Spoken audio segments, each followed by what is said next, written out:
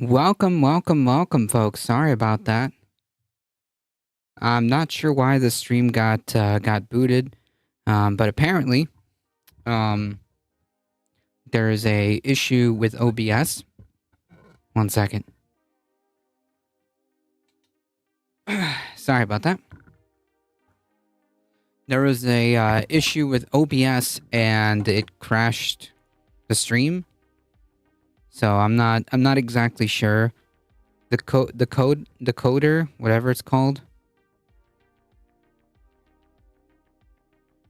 The video encoder is having an issue. I'm not sure. I'm not sure if switching the encoder will make a difference, but I got it to work. So here we are. Hopefully this doesn't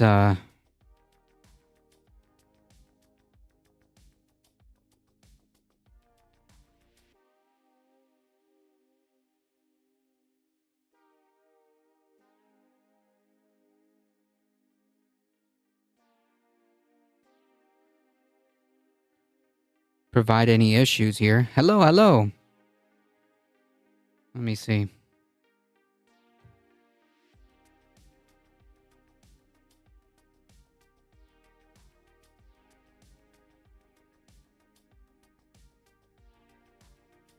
Okay. I mean, stream seems to be moving pretty good.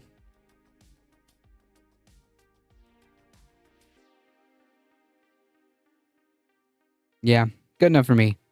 My internet crashed at the same moment. Wow.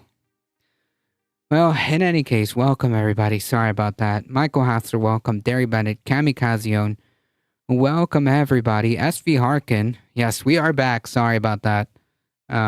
Yeah, I don't know what happened there. OBS. OBS is having some issues with the encoder and it kicked my stream off. And when I tried to restart the stream, it didn't work. So I switched video encoder and now it works. So there we go. I thought it was me. No, you're good. Just OBS being OBS.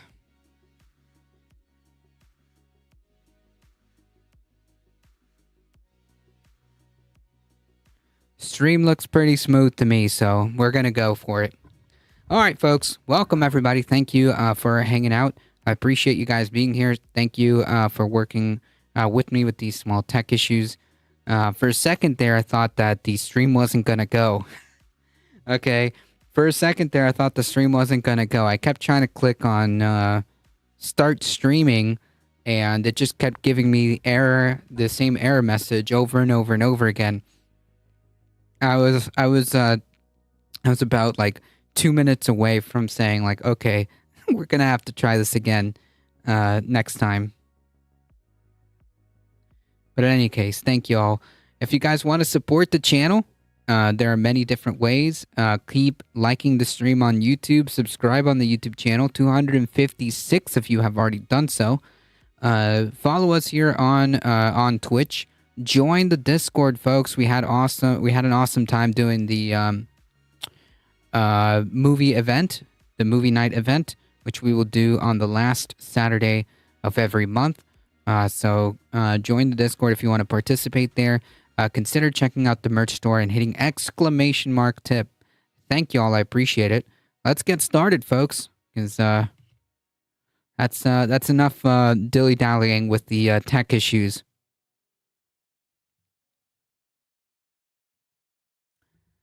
All right, let's we've got to talk about this. As you alluded to on the Discord, David did make a video on this, so I figured we might as well, right? I figured we might as well talk about this.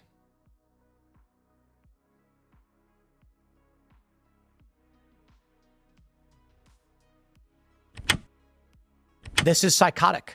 Ukraine is the enemy of this country. Oh my God. Sorry, my internet's failing. No problem. You're good. Incredible, amazing news. I'm going to break this down. It's so hilarious. Tim Pool, Dave Rubin, and a bunch of other right-wing freaks were apparently paid by Russia. Wow. Interesting. Now, I'll get to their knowledge or lack thereof of where the money was coming from. But to me, this isn't the point. Yeah, like, man, so what essentially, like, even if they didn't know, that just makes them stooges, right? Like, that's not a good look, man.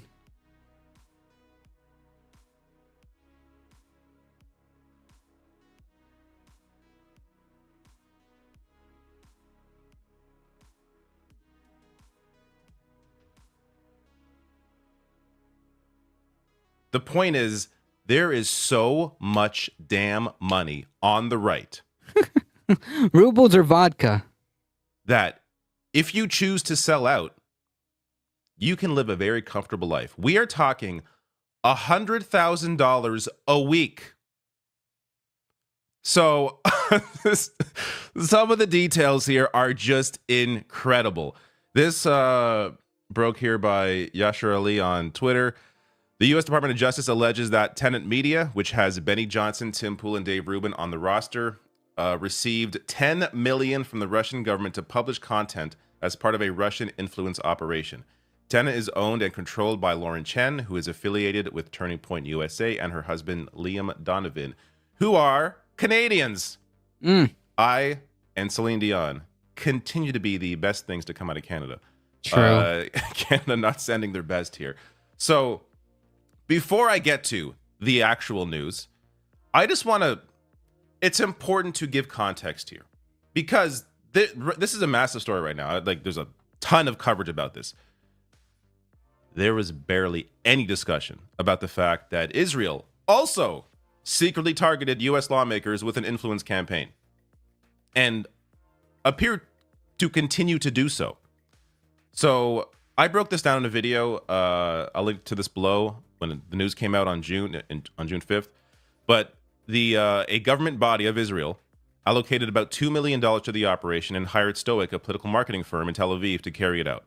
So You'd have to be very pretty dense to not know anything. basically putting out hundreds of fake accounts, focusing largely on U.S. lawmakers and trying to get them to continue or get this idea out there that they should continue funding Israel's military. Stream note, we are now a difficult Pravda. Nice. And they also used AI to help distribute this as well. So I'm just giving this for context because this should also be a big story, and it wasn't because Israel is viewed as an ally, even though they're committing a genocide. But not a big story here. Meanwhile, this story is big, as it should be, because it is a wild story. So AP reporting here, an indictment filed on Wednesday alleges a media company linked to 6 conservative influencers, including well-known personalities Tim Pool, Dave Rubin, and Benny Johnson, was secretly funded by Russia state media to churn out English language videos that were often consistent with the Kremlin's interest in amplifying U.S. domestic divisions in order to weaken U.S. opposition to Russian interests, like its war in Ukraine. So this is the indictment. I'm going to pull a couple pieces from it, but I'll link to this below as well in case you want to read through it. But I will reference. Like, I have a question. Like, is it even in the cards that like these clowns will actually see some kind of repercussions? Because like, maybe it's just because I don't understand the full ramifications of this, but like it feels like these people just never see any kind of consequences. So I'm always kind of like skeptical to see if like anything will come out of this. Reference some of the information in there. So Eric Tolle here tweeting Like, out. just to be clear, like Tim Pool is not named directly in any of these indictments. Like Tim Pool and the other clowns are not directly named, but they are tied. But they are tied to the case that's happening. Footlong, welcome. Sorry, I was watching a video on Trump Investment Deck. Another Trump pyramid scheme he pulled. Hilarious. No, you're good. You're actually coming in here at the beginning because we had some small tech issues. So you didn't miss much. That's good. The indictment specifies that 2 of the people who work for this Tennessee company were deceived, meaning they didn't know that the Russian government was running an influence op. Mm-hmm. Dave Rubin. So it's speculated here in terms of who commentator 1 and commentator 2 are. So commentator 1 and 2, who respectively have over 2.4 million and 1.3 million YouTube subscribers. So it appears that commentator 2 is Tim Pool and commentator 1 is Dave Rubin. Though apparently it may also be Benny Johnson, who also has around 2.4. So it's not clear which one is commentator 1. I tend to believe it's Dave Rubin, because he has more of a reach, at least from what I have witnessed over the past several years, than Benny Johnson does. And I also think it's him because we're going to get to one of the correspondence between Dave Rubin. Nope, they were innocent. They didn't know they were committing a crime, therefore they're off the hook. Exactly. An IT where a tech issue is happening. Way to make me feel worse.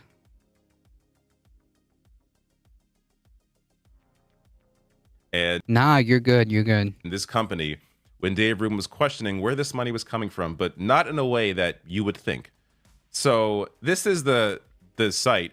This should be a red flag immediately. I don't follow these guys' careers close enough, but if I had seen that a company or a YouTube channel with only 316,000 subscribers, less than my channel, for some reason is able to get on Tim Pool, who has millions of more subs, as well as Dave Rubin, Benny Johnson, and others who have million more subs than Tenet Media does, that should raise a red flag. Why is this channel with a small following compared to the people they're hiring? Why are they able to pull them in?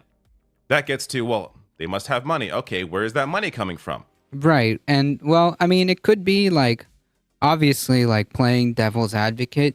It could have been just a joint venture that these big YouTube people were just starting, and obviously it's not going to be a big channel right off the bat, but that's neither here nor there. You can already see from the thumbnails, right? You can already see from the thumbnails, Kamala's big dilemma. Well, now we know. Someone needs to make an edit of their banner, make it look like they're all looking into a sun with imposed Putin image over it. Nice. So, as AP reports here, Tenet Media's 6 main influencers have more than 7 million subscribers on YouTube and more than 7 million followers on Twitter. So the Department of Justice doesn't allege any wrongdoing. I want to be clear about this. They don't allege any wrongdoing by the influencers, some of whom says that we're given false information about the source of the company's funding. Instead, it accuses 2 employees of RT, a Russian state media company, of funneling nearly 10 million to the company to... Yeah, so another way of putting it is, so far, as far as we know, we just have a bunch of stooges. A bunch of stooges who didn't have an inkling of curiosity as to where that massive amount of money was coming from. Pay these influencers that money to deliver the content. So they did not know about about Russia's involvement, being led to believe that they were being funded by a made-up investor named Edward Gregorian. So when they asked about who is this guy? I haven't heard of Edward Gregorian. Who's this guy? They sent over this fake profile of who he is. He's an experienced finance professional and investor, deeply engaged in business and philanthropy, leveraging skills and resources to drive positive impact, supporting a range of organizations worldwide with a dynamic presence, mainly... That's such vacuous corpo speak. That whole entire thing is just nothing. It means nothing. In Brussels and London, engaging in personal and professional pursuits in Again, each location, nothing. with a focus on poverty alleviation, championing free speech, and advocating for social justice causes. I pause there because commentator 1, who appears to be Dave Rubin, might be Benny Johnson, but I think it's Dave Rubin, apparently had a problem with the profile, specifically the reference to social justice. That would be a Dave Rubin thing. That would be a Dave Rubin comment. Here's the thing: when you receive money and use And if the money is stolen, you are still responsible for that money. They didn't care it was money. Yep. They didn't care where the money came from. Was this made up by AI? Might as well have been. Not that, hey, why? Edward Gregorian, who is this guy? I never Like, it's just like standard corporate, like, meaningless nothing. heard of this guy. Who are you taught? Like, why have I never heard of this person? And all of a sudden he has all this money to give me. No, that isn't the problem. Where that money's coming from, who cares about that? Social justice? Hey now. He sounds kind of liberal to me. I don't know if I should be taking money from this guy. And so they promised that Founder One suggested that Commentator One, Ruben, and Edward could simply speak together to clarify the profile. I am very curious who they spoke to, who Ruben or Benny Johnson spoke to, because there is no Edward Gregorian. But they spoke to somebody, somebody pretending to be Edward, and I guess they probably answered the questions that Dave Rubin had by saying, "Shut up, we got money." So the indictment shows that some of the influencers paid handsomely for their. Honestly, like that probably was like the way it went down, because like, yeah, Dave Rubin would be that guy. Dave Rubin would be that guy that like, oh, well, the social justice thing is going to be a problem. Well, how about like $400,000? Oh, never mind. Work. One unidentified influencer's contract included a $400,000 monthly fee, $100,000 a week, and a $100,000 signing bonus. And there's more. Additional performance bonus. Yeah, like, man, even people with like the caliber of like Tim Pool, who no doubt has a very large channel. Okay, Tim Pool is a very large channel, and so does the other commentators or political pundits. They do have massive channels, but to pull 100,000 a week or 400,000 a month. Man, I don't know about that. That would raise some eyebrows, okay? That would raise some eyebrows. If I had the amount of views, of viewers or subscribers as any of these channels, even that, like 100,000 a week, that would be a massive red flag, right? Like I would immediately, intuitively would question that, right? Because it's not like none of these people need it, right? None of these people are desperate for money, to say the least, right? Like Tim Pool's wealthy, Benny Johnson is wealthy, Dave Rubin is wealthy. So it's not like they're so desperate for money that they'll just kind of like accept it and move on. So who knows how much money that was? This kind of money is insane. Yeah. I have been saying this since I started my channel, back in 2015. Take a look. Ask yourself, how is it that these right-wing channels pop up out of nowhere and they have full crews, a real production budget, multiple cameras, a proper set? Meanwhile, I'm sitting here with some game controllers in the background, a fake plant that I bought at Canadian Tire, and some game controllers here. And I've been doing this shit for almost 10 years. Oh, don't lie to us, David. Okay, we know the truth. That is more dollars than non-bot / bot viewers, and they get a week. Yeah.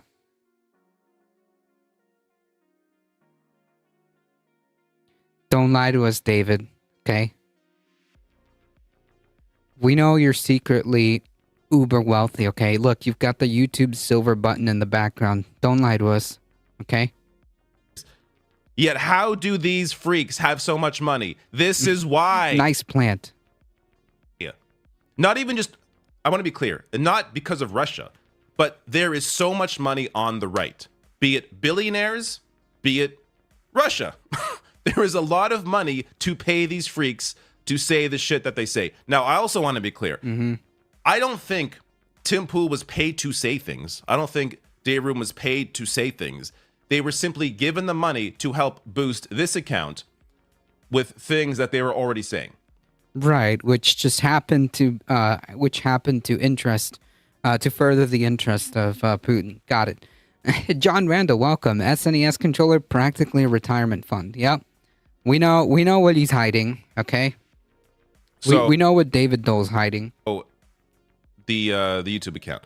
So that they were simply, they wanted to, sure, send certain messages out there, and they were apparently, like, there was things that were that they were suggested to look at or cover, and some of the, especially some of the other, like, there's 3 other people who are lesser known. I guess they're in this picture here, that were more willing to take the money to say whatever they were told to say, but they're paid. People like Tim Pool, Dave Rubin are paid because they are already doing the bidding of what Russia wants done in terms of propping up the right and criticizing the money given to Ukraine on a consistent basis, which I think it's fair just generally to argue, hey, how much money is fair? Should there be more of a focus on diplomacy as opposed to just giving money for weapons? That's a fair discussion. But when it becomes a part of a larger discussion about propping up figures like Donald Trump, then you are working in the favor of the people that are paying you, even if they aren't doing it in a way that is, paying you to say, I'm paying you say this. They're not. I don't think they're doing that, but it is. The connection there is clear. Yeah, because you don't have to, right? Like, these people are already like primed to kind of like move in that direction anyways, right? Like, who cares? Just give them a little bit of money, prop them up, make sure that they're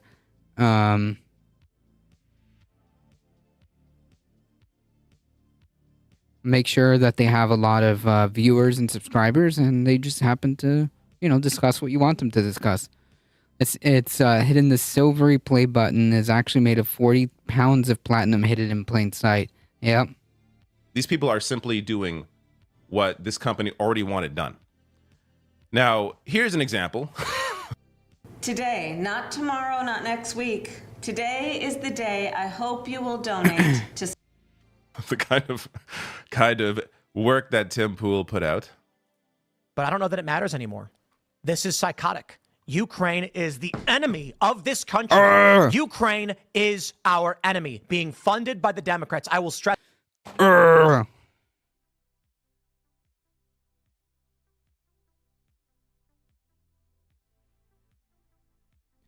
$640,000 in total. Can you imagine? Man, if I came up with $640,000, okay,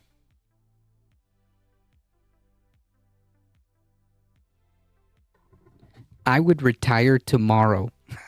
Okay?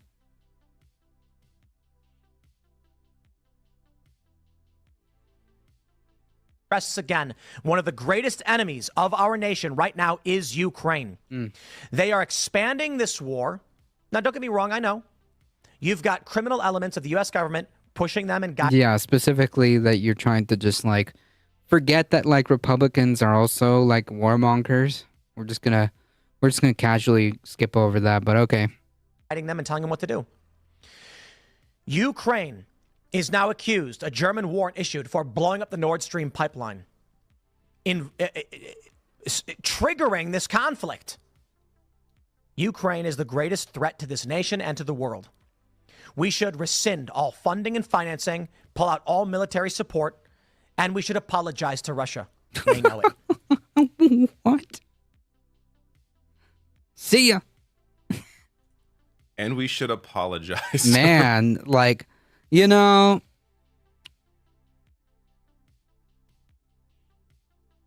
Putin didn't tell him to say this, but, like, man, come on. Come on. Da.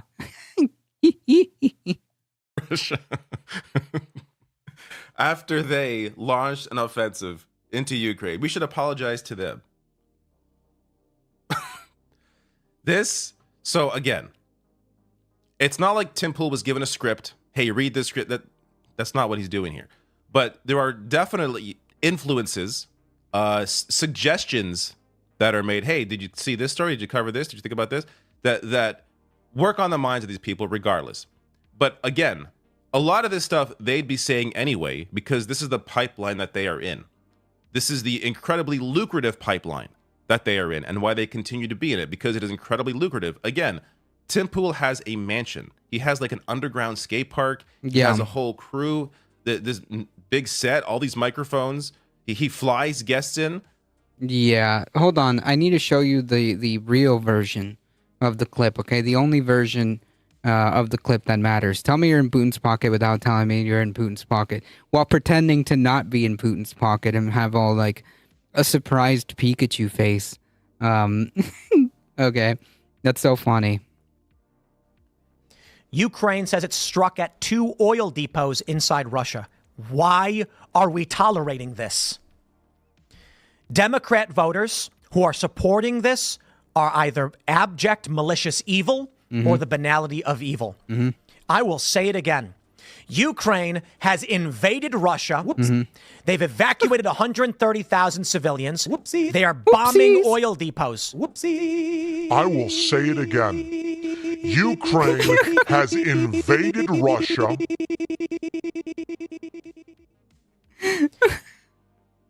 The real clip, okay?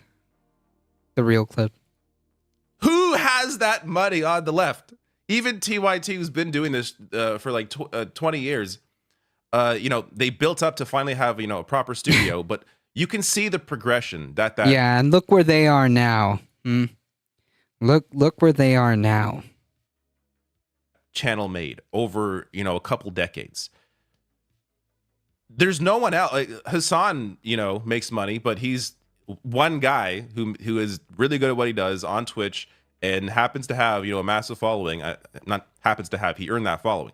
But again, we're talking 2 people that have some maybe somewhat comparable sort of money to what these right-wingers do, from what we know. Because it sure as hell seems like Tim Pool has a hell of a lot more money than either TYT or Hassan. But again, I don't know, look at everybody else. We don't have this kind of money. Again, I've been doing this for almost 10 years. No one's paid me to say anything. No one's paying me at all. Sure, David. I have to rely on YouTube and Patreon. It is just insane, the amount of money that these people get.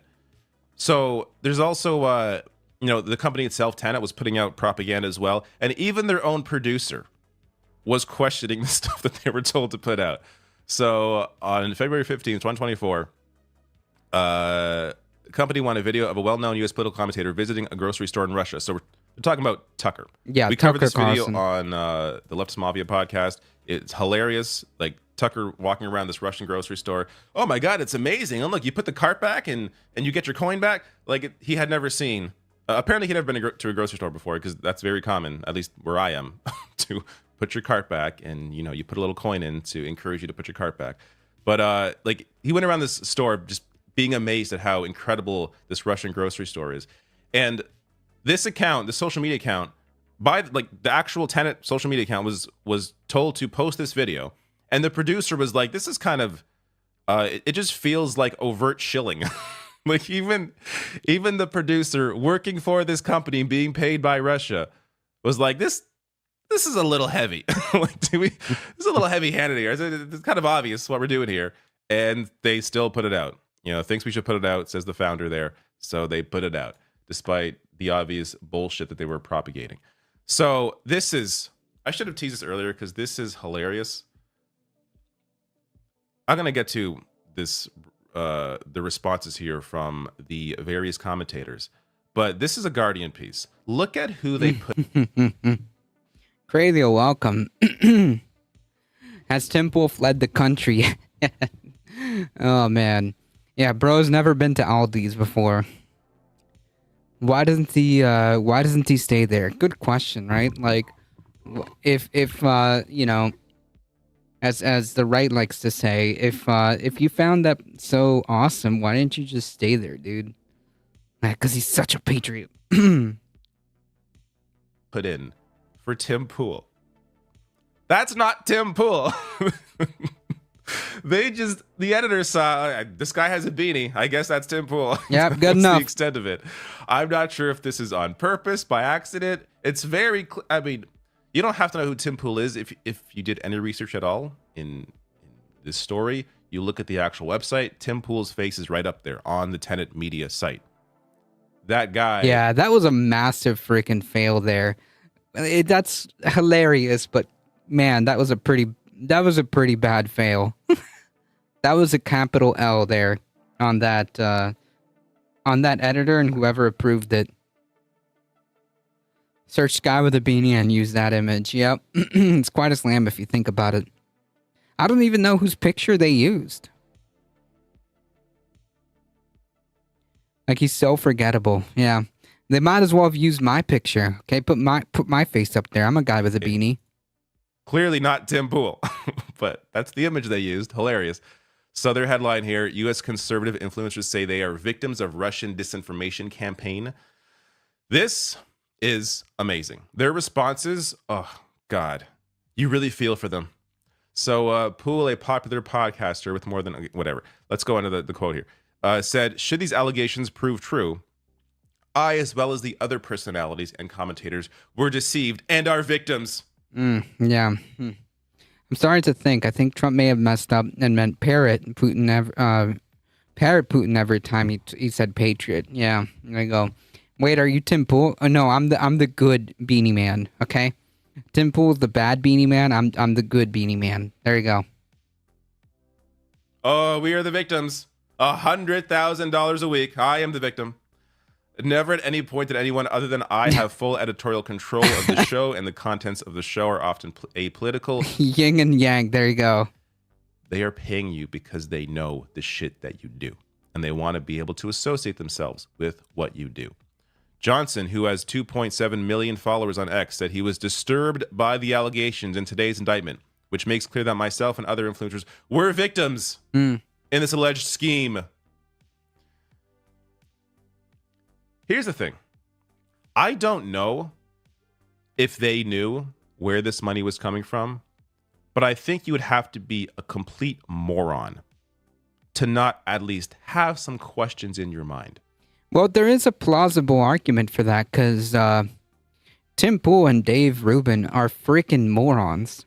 Okay, so that's a very plausible thing, and bringing balance to the land. Beanie wearer still with a soul. Exactly. This channel with very little following compared to mine wants to pay me a shit ton of money. They're talking a lot about Ukraine and Russia. And you don't have any questions about that? No introspection. No, I'm concerned about the social justice aspect of this. The fake founder says he's for social justice. There had to have been questions in their mind. But again, when you're chasing money, you don't care. You just blinders on. All right, whatever. I'm not going to ask questions. It's weird, but I want the money. And that's what I think happened here. And so the way they're all playing victim now, to me, is so ridiculous. Rubin said on X that he knew absolutely nothing. Yeah. Out of all of them, I kind of believe Rubin there. He does know absolutely nothing about anything, actually. Heat with the 30 biddies with the massive Vaquita emote. Thank you. Gigantified Vaquita emote. I believe Rubin because he is a complete idiot. So I can believe that Rubin did not know what was behind this, but knew nothing about any of this fraudulent activity. And the allegations show that I and other commentators were the victims of this scheme. Yeah, they all just appear to be copy and pasting each other here. All victims. You're always victims. Every content they put, everything they put out, they are always the victim. The right is always the victim. Look at all of their content. They are always bitching about some bullshit. They are always the victims. Yeah, because that's like very crucial to how this works, right? Like playing the victim or having this victim complex is crucial to how this ideology plays out.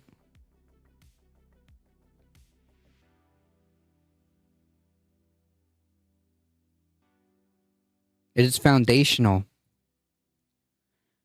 It is foundational to how this ideology works.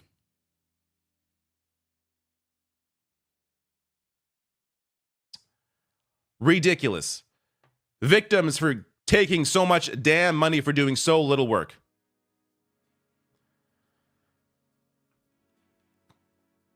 It's important to be clear. This is not simply Russia. This is right-wing commentary.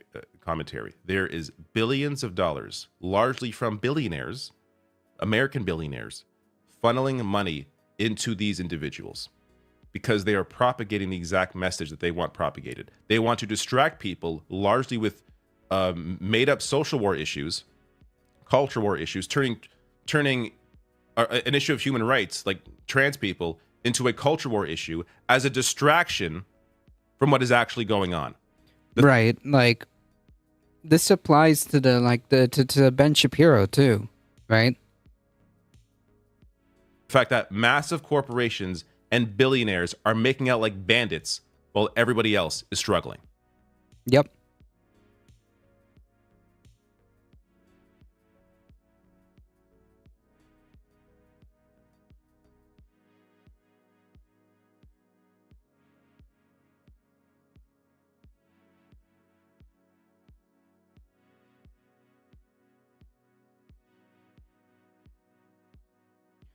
Folks, I'm afraid a new scandal has dropped, okay?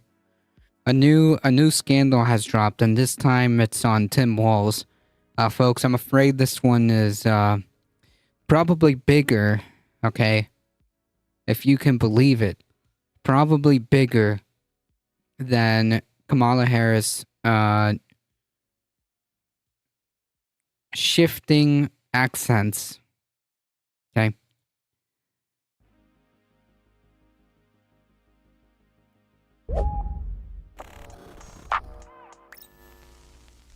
Republicans have tried so hard to manufacture some kind of a scandal for Tim Walz, but so far, none of it has worked. And they're growing increasingly desperate to find something that sticks because his Not the coach, I'm afraid.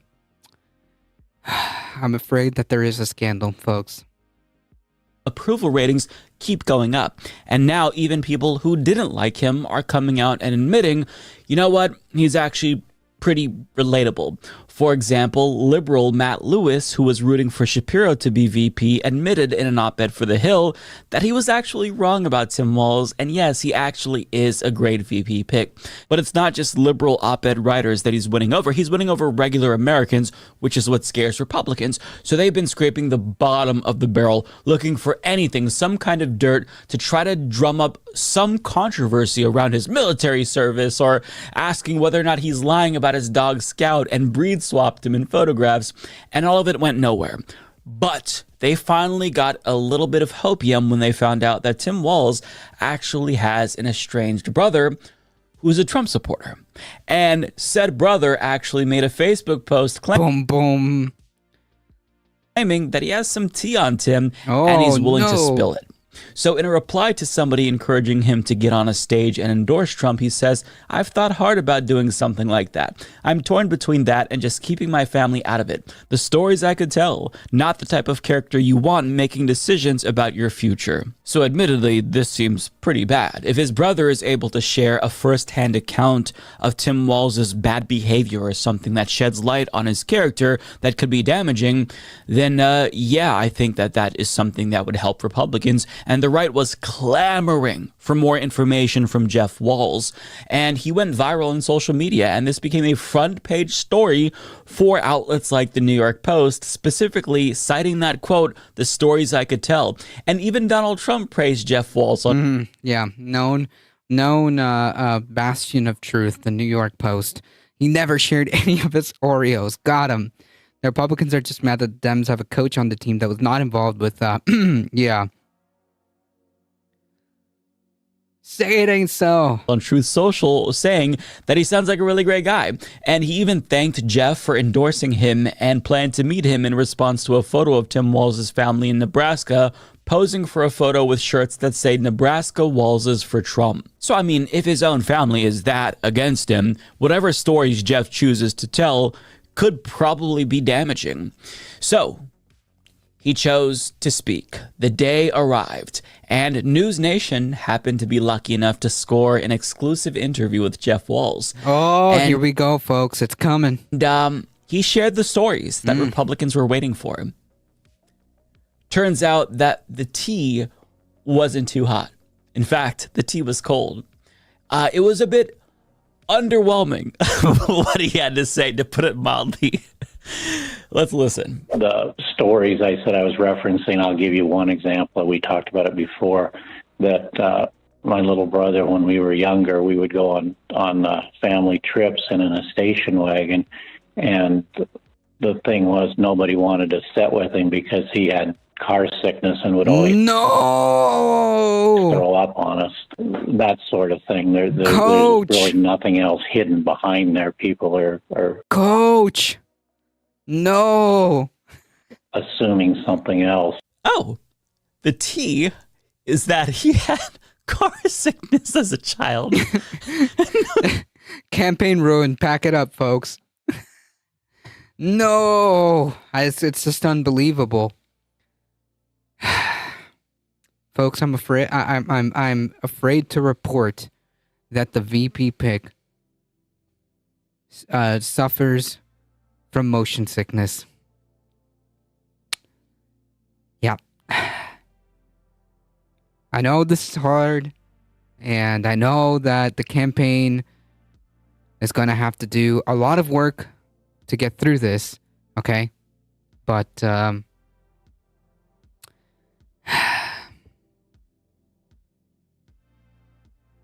it's true. Vance it is, then. I'll never get over it. Nobody wanted to sit next to him because they're afraid that he was going to throw up on him. And remember, his brother was like, "Oh, the fucking stories I could tell, man. This is not somebody you want in the White House." And then he's like, "Yeah, you know, he used to get car sickness as a kid. What a fucking scumbag." Wow. I mean, yeah, look, this is a scandal for sure. Do we really want somebody who had car sickness as a kid that close to power? True. Now, if his bro got paid for that, we could be witnessing expert level trolling. You can't have a guy with car sickness in the White House. How will you ever get around in limo? Right. Like, think of exactly, much less Air Force One. That close or Air Force 2, I guess, for the VP. To the presidency? I mean, what does this country come to? Next, you're going to tell me that he put his elbows on the dinner table or fucking, I don't know, farted in an elevator? 2 hours later. Okay, I've composed myself. Now, the story, believe it or not, is going to get even funnier because Jeff is going to share some more things. Oh, okay. In particular, he says that he is not planning on publicly endorsing Donald Trump. And on top of that, he wants nothing to do with the election. That's not necessarily the funnier part of the story. Nonetheless, we'll watch what he has to say, and then I'll tell you why this is more funny. Despite saying to his Facebook friends that he had thought long and hard about endorsing Trump on stage, now he tells News Nation he wants no part of the election. And we're not campaigning or anything for him or against him or anything like that. Jeff, who is a registered Republican and donated $20 to Trump's 2016 campaign. I think the fart in the elevator is a possible war crime. Didn't dispatch his puppy with a weapon, so he's good. Yeah, unlike that other freaking lunatic. Gosh, what was her name? It doesn't matter. Stands by his comments that he disagrees with his brother. I will say I don't agree with his policies. And this is the last the media will hear from him. There is going to be no further statements to anybody. In other words, he got a little bit too much publicity and decided to not be the guy to attack his brother publicly. But this begs the question, why did you decide to speak out in the first place? And, he says that it was because his friends and acquaintances assumed that he agreed with his brother's policies because they're siblings.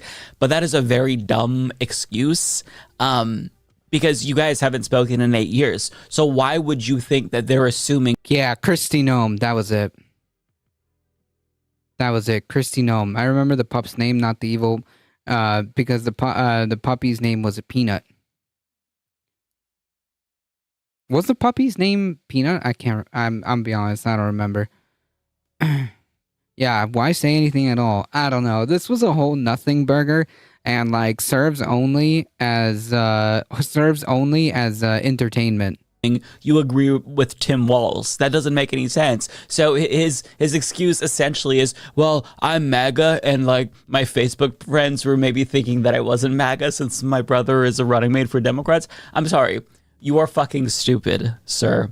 I don't believe you. I think that you wanted a little bit of clout, but then got cold feet.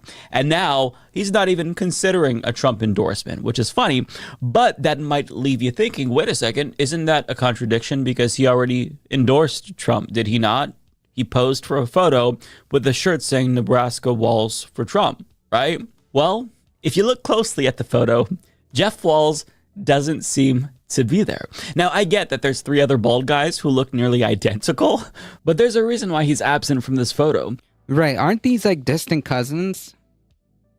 Jeff wanted to get his $20 back. Makes perfect sense. They really do have nothing, Heat. They really do have nothing. Like, nothing. Not at all. Man, like, it's actually hilarious to, like, watch the desperation here. As journalist Yashar Ali reports, a sister of Democratic vice presidential nominee Tim Walz says she doesn't recognize the people wearing Nebraska Walz for Trump t-shirts in a photo that is making the rounds on social media. It turns out they are distant cousins. So, what does this mean? Well, it means that Trump thanked Tim Walz's irrelevant-ass brother for an endorsement he never actually received, which makes the story so much more hilarious. Oh, Cricket. Yes, that was it. Cricket. Cricket the dog. Yeah, nothing burger with extra nothing sauce. Seriously. Like, just to be clear, the only thing that this serves, the only purpose that this story serves is just to get a freaking chuckle. Okay? Like, that's what the purpose of the story is, okay? Because, like, man, number one, do we freaking need that? And number two, holy crap, these people have nothing. These people have literally nothing for Tim Walz, okay? Nothing. Damn, that's amazing. Hi, everyone. Mark Barden here at Sandy Hook Promise. On December 14th, 2012. So guess what? It's back to the drawing board, my friends. Time for Republicans to figure out some new scandal, right? Some new way to attack Tim Walz. But before this scandal with his brother culminated in a big nothing burger, I do want to share another line of attack against Tim Walz because he actually responded directly to this one. And you could see why, because how could you not respond to an attack so dumb? I saw last week the Wall Street Journal was trying to say, because they did a story, that apparently I am the poorest person to ever run for vice president.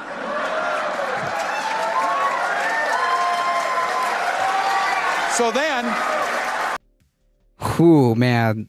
Yeah, somebody stepped in it with that one, right? Yeah, poor people can't be in politics is the implication. Like, man, the contempt and like the implication there. Someone there really stepped in it. Or, well, it is the Wall Street Journal, so I guess it does kind of track. but then they did another story that said, oh, he's actually richer than his statement says because he has, and I quote, like this is an evil thing, a defined benefit pension plan. Oh, man. That is my wish for every American to have a defined benefit pension plan.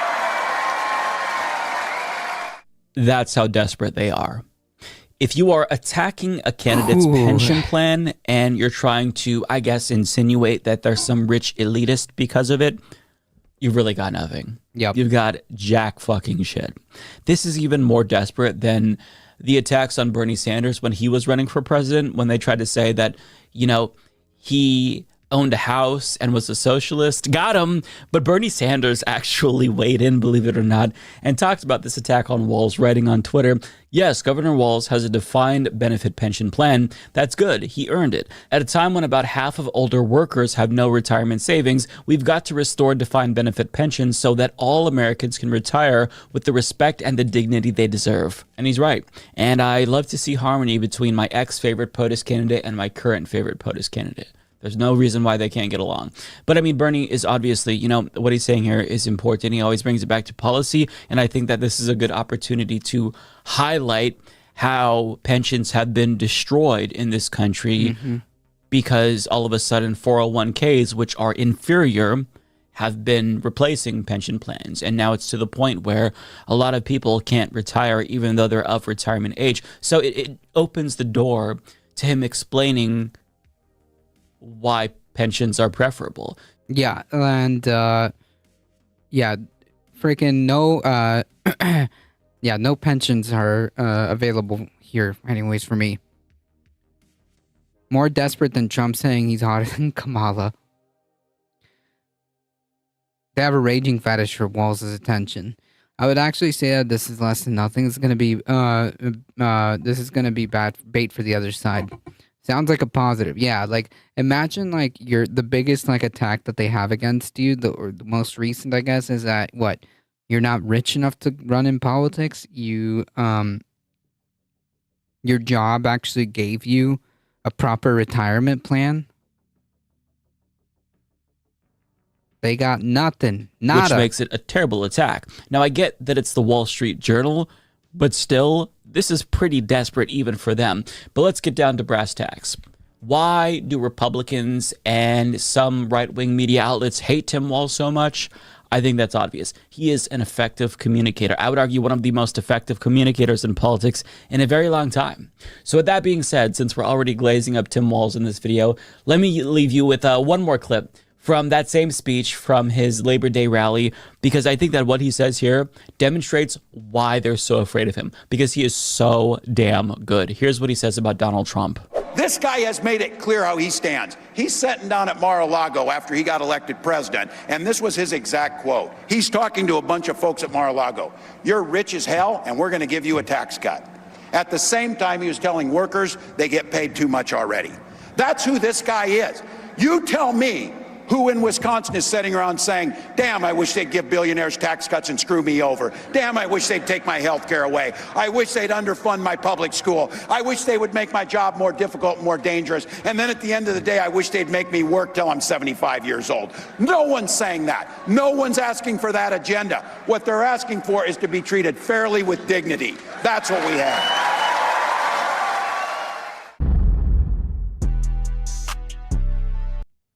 Yep.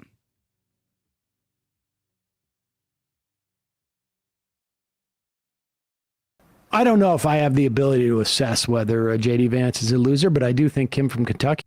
He is a loser.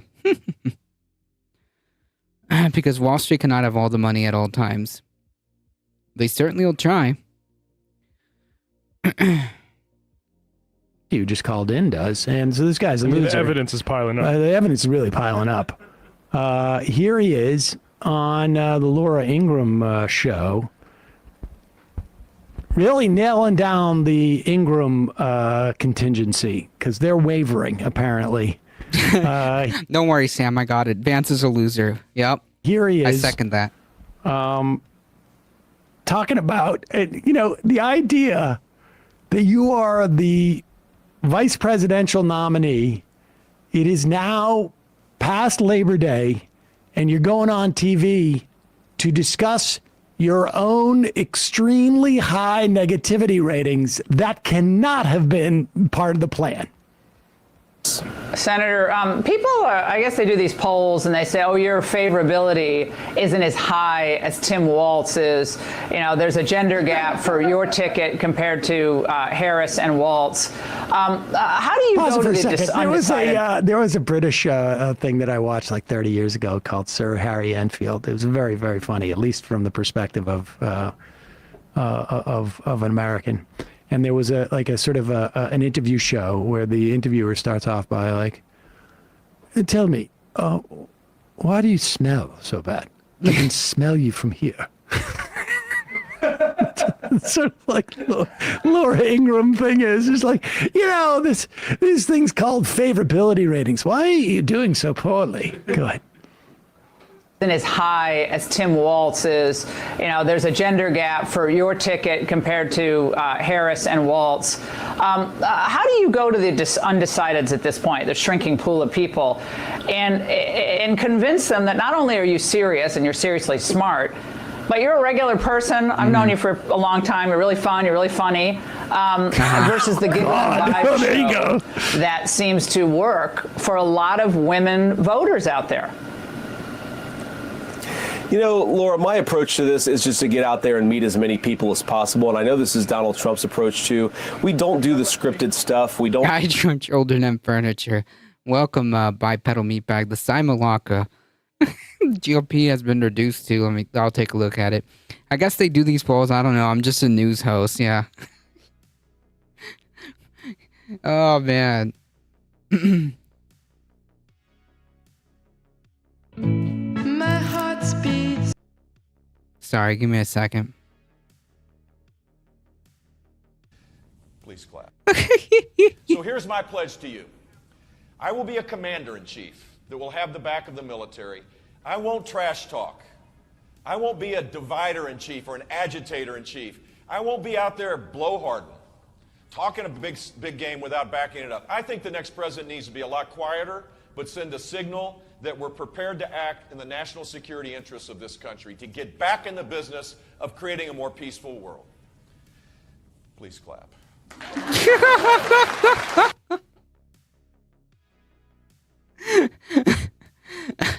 I don't want to know what jokes Laura Ingraham finds funny. Yeah, me neither.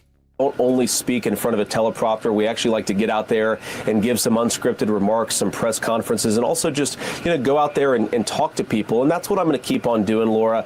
I don't put much stock in the polls, even the polls that show us ahead, and there are a lot of those these days. What I put stock in is the wisdom of the American people and the fact that if we go out there, make our case, don't hide behind a teleprompter, but get out there and meet people. The American people are going to elect me and Donald Trump. I have no doubt about that. We just have to do our work, and we've got 65 days to do it.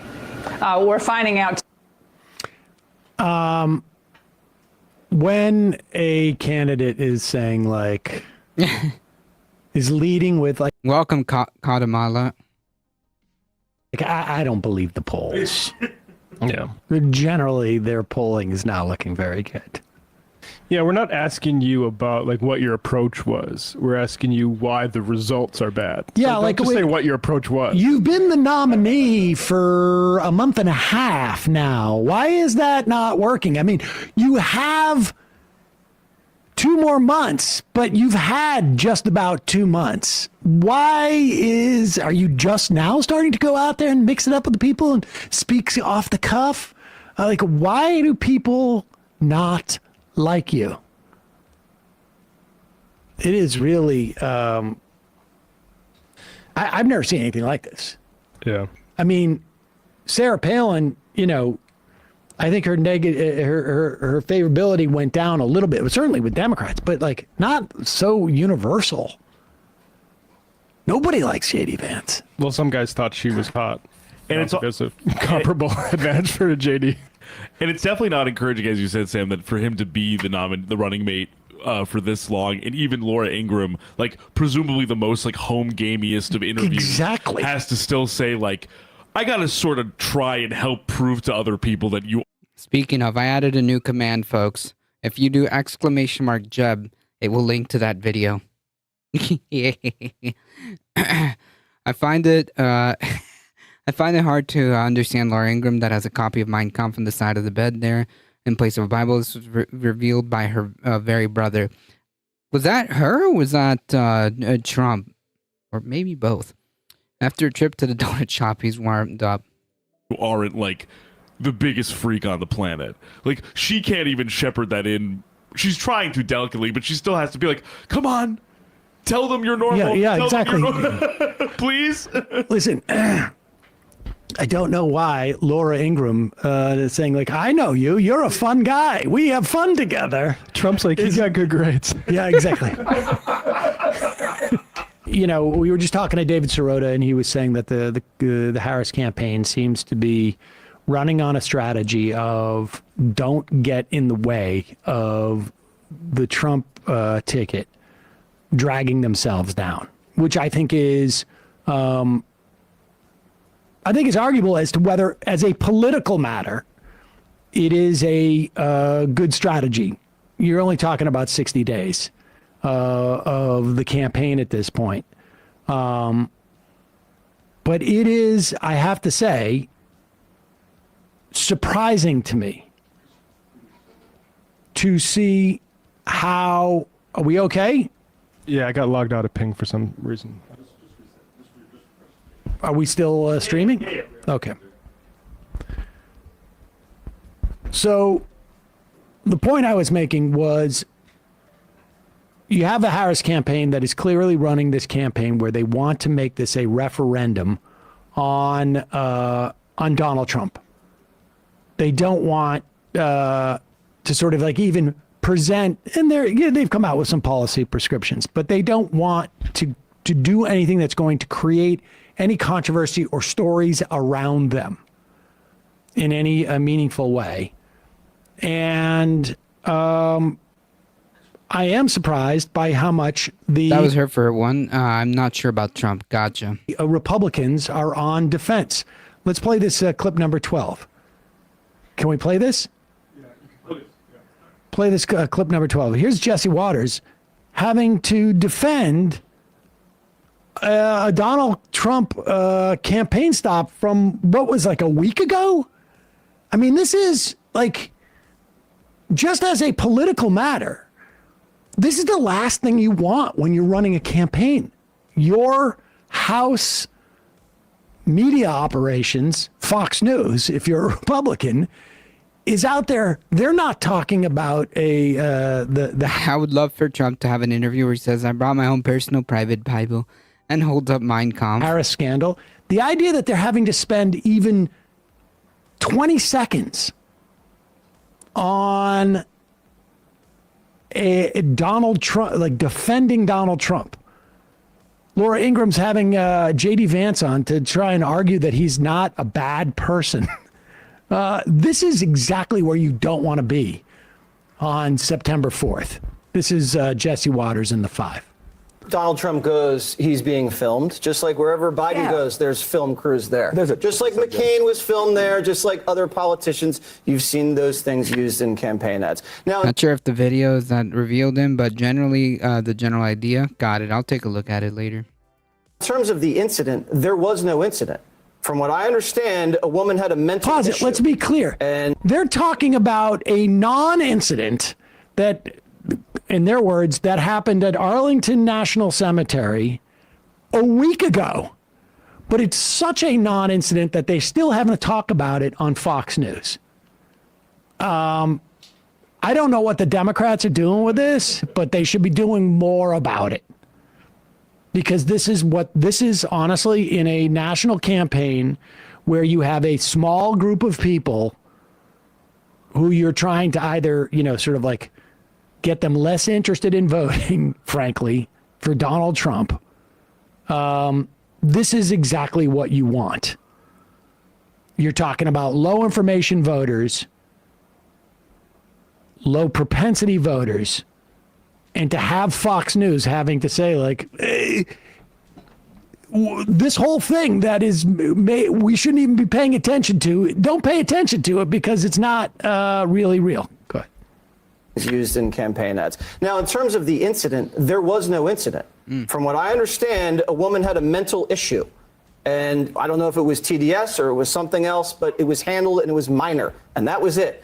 This is because MSNBC went buck wild because they have nothing else to cover. Because everything Trump does, they have to make a scandal.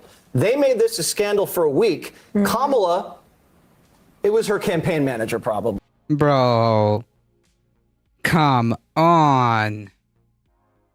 This is from the same people who literally made an entire nothing burger over Tim Walz having motion sickness.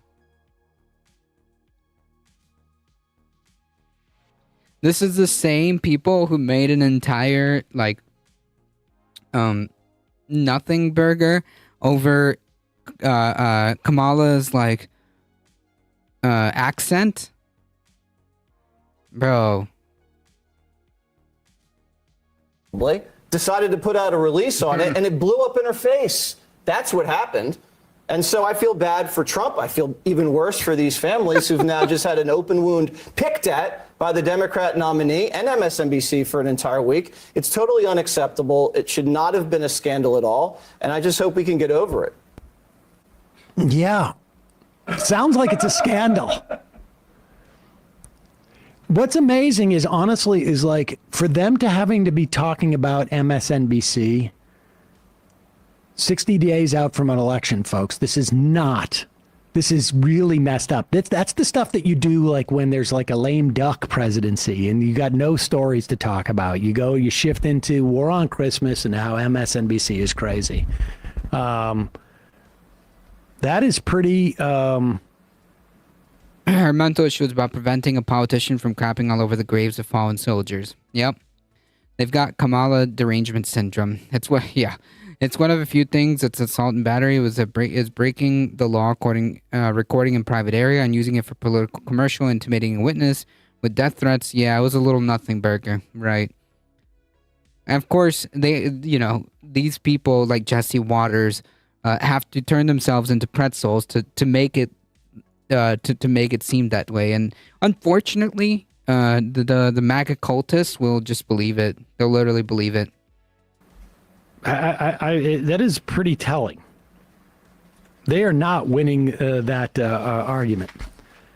Meanwhile, when we talk about the Sun Belt and where this election could be made, like so much of this election is going to turn on Pennsylvania. But there's a couple of states that Harris has a path to win: Nevada, Arizona, Georgia, and North Carolina. And in North Carolina, they're getting a huge assistance from Mark Robinson, who is the gubernatorial nominee and polling somewhere in the mid-30s. And this guy's a lunatic. Donald Trump has promoted him, and this is WRAL. This is local news in North Carolina. And just to give you a sense, this guy's in the mid-30s. He's polling like 36% was the last poll I saw, and then this story has come out. This is why the Harris campaign thinks they have a chance, because this could be like a Doug Mastriano situation in Pennsylvania. Like Robinson could be just like dragging down the Republican ticket, and this ain't gonna help. Republican candidate for governor Mark Robinson is under scrutiny today. A Greensboro man claims... Pause it for 1 second. I just want to make something clear. Plus RFK is on the ballot. Yep. If you've watched anything of Mark Robinson, 90% chance that you have seen him on a pulpit in a church talking about how gay people are an abomination, how our society is oversexed, how the Democrats are full of sinners, all sorts of like really horrible stuff. I mention that only because this we get a better understanding of why he is so moralistic after this. Republican candidate for governor Mark Robinson is under scrutiny today. A Greensboro man claims that 20 years ago, he sold explicit videos to Robinson from an adult store in the Guilford County area. Robinson's campaign denies these allegations. WRAL state government reporter Paul Spey tells us now how these allegations even came to light in the first place. A man named Louis Money says he worked at a couple of adult film stores. Wow. Who could have seen that one coming, huh? This has to be a lie. Welcome, off-road colonist. I call him Uncle Ruckus from the Boondocks. The RNC is the party of morals, right?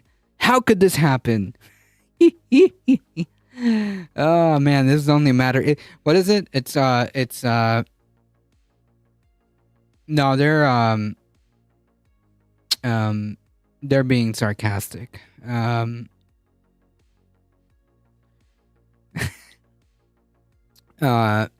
It's not a matter of if, it was a matter of when.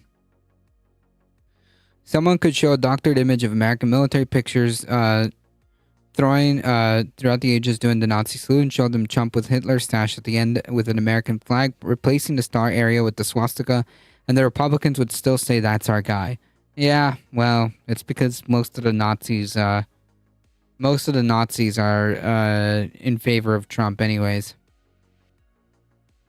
In the 1990s and early 2000s, and that Mark Robinson was a regular customer. The online publication The Assembly first reported on this story earlier today. Robinson was elected lieutenant governor in 2020 and is now running for governor, and he's courted conservative voters by speaking at churches and calling on schools to get rid of books with what he calls pornographic material. Now, Money, the Greensboro man, says he worked at a company.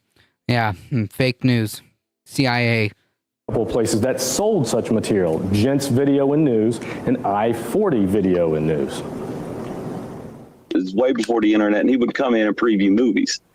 And we developed a friendship. He would bring pizza. Money told us he thinks it's funny that someone he says he used to sell videos to could actually be governor someday. So we made a song about it with members of his band who called themselves the Trailer Park Orchestra. And Money insists he's This not. stuff brightens up my day. Yeah, I mean, like, it's not a matter of if, it's a matter of when, right? Like, all these people, the Bible contains pornographic material in it. Yeah, like, it's not a matter of if, it's a matter of when. And that band has 300 subs on YouTube. Oof. Not trying to tear Robinson down. For one, it was 20 years ago. Number two, it wasn't like he was doing anything illegal. He should be judged on everything else, but he should not be judged for this. Now, Robinson wrote in his book about some of his behavior from before he became a Christian. As for visiting these adult stores, though, we asked Robinson's campaign about him. A spokesman for the campaign said it's a categorical no to all the ridiculous allegations made by the Assembly. They tried to kick Trump off your ballot. They even tried to end his campaign and take him out for good. But President Trump will never stop fighting, and neither can you. Get out and vote for him. Remember how fast J.D. Vance receipts came out, and his response was to say he's cured himself of sinful urges. When you're in the zone. Yeah. But get.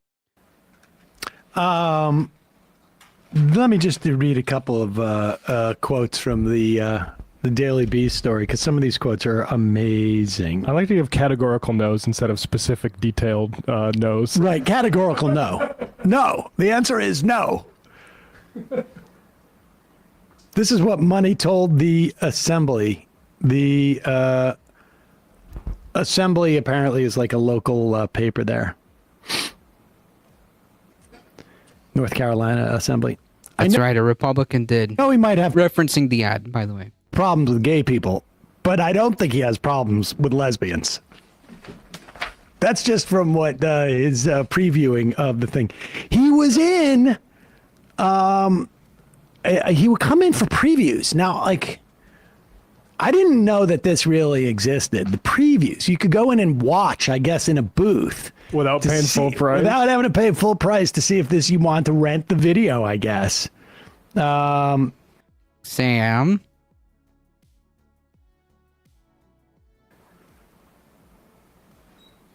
And I just don't trust, Money says, he told Raleigh station WRL that Robinson's taste lay in, quote, just straight American porn. I don't know what American porn, I guess, I don't know. And I just don't trust anybody that doesn't like good old American porn, he went on. So no, he shouldn't be judged. He should be judged on everything else, but he should not be judged for this. That's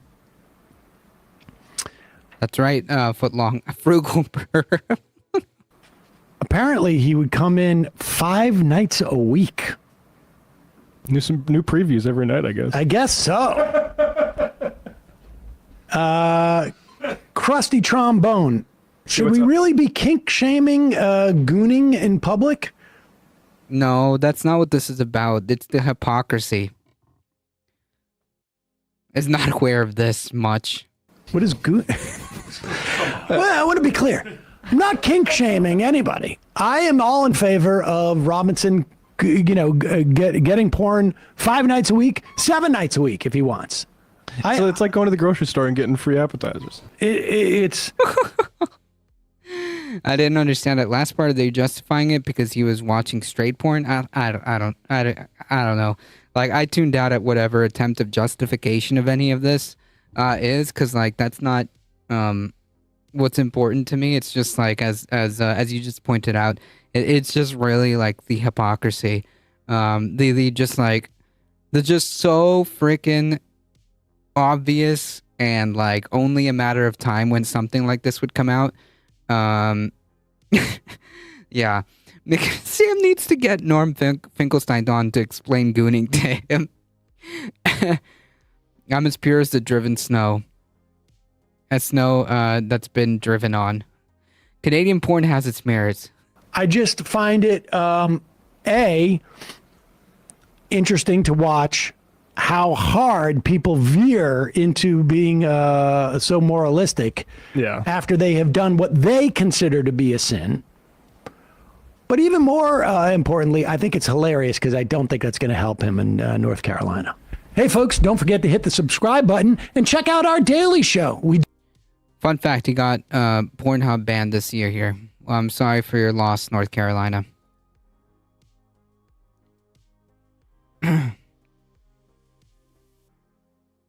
Actually, like, wasn't that website banned in like several states? I'm pretty sure, like, I'm pretty sure Pornhub has been banned in several states, right? Or if not outright banned, I think they voluntarily like shut down in certain states. Just makes me think of the Family Guy English porn clip. That's annoying and having to choose another location on my VPN. Speaking of North Carolina, here and in Texas, they make you verify your 18 with ID or block it entirely. There are states that pass ID requirements, which they didn't want to deal with. I think Virginia too.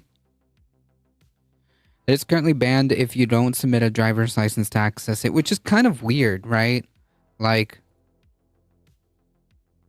I wouldn't want to put that type of information anywhere.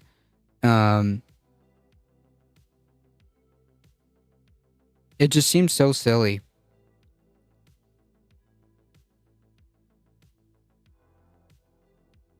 Caribou porn. Florida's working on it. Yeah, that would track, honestly. I'm surprised Florida wasn't one of the first.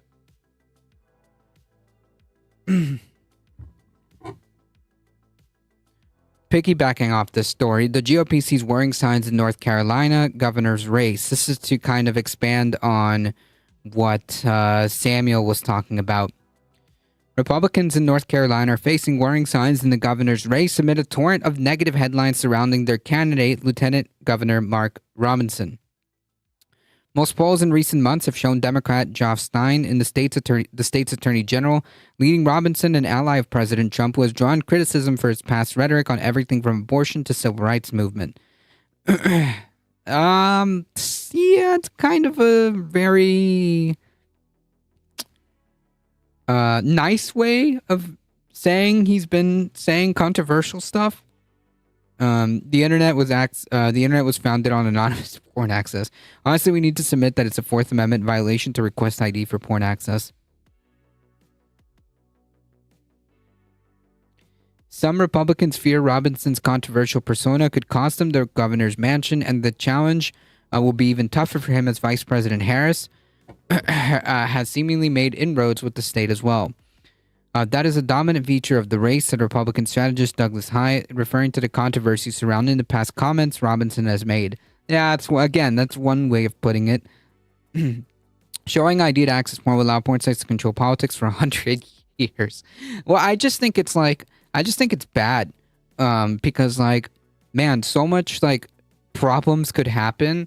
Like, can you imagine if, like, I don't know, say a hacker group gets an entire treasure trove of driver licenses off a porn site.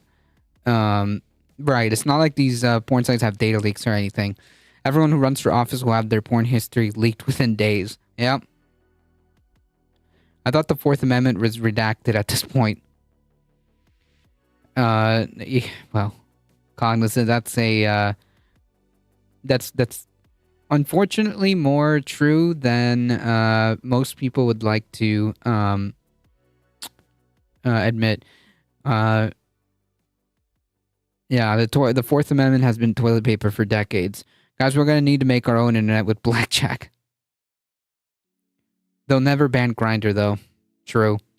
That's the dominant feature of the race, said Republican strategists, referring to the controversies surrounding the past comments Robinson has made.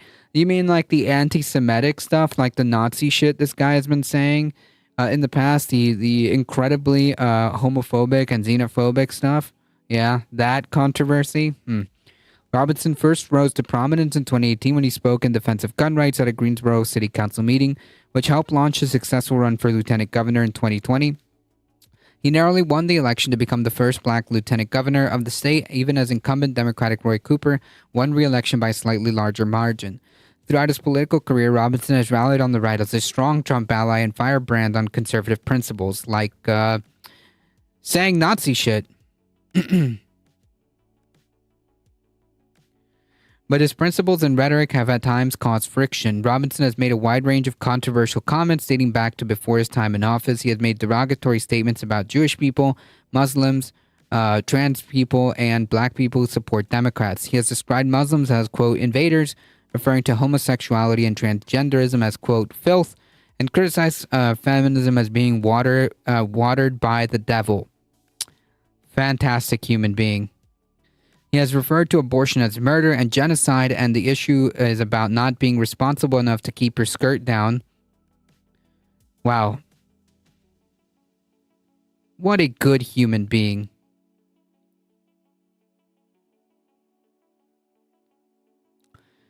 Comments which Stein campaign has gone on the offense against Robinson. He has since softened his stance on abortion, an issue Democrats see as critical both in state and nationwide. His campaign released an ad last month sharing that his wife had an abortion 30 years ago, calling it a very difficult decision. Again, this comes back to the same freaking thing that we talked about yesterday. Man, this is such freaking, like, this is so frustrating, right? Like, these freaking ghouls, will be willing to take away an entire slew of people's rights to bodily autonomy, while enjoying that right, while making sure they get theirs.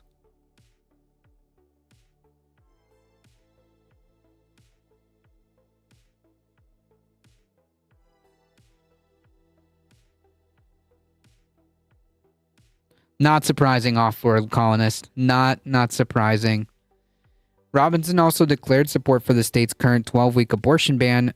State's current 12-week abortion law that provides common-sense exceptions.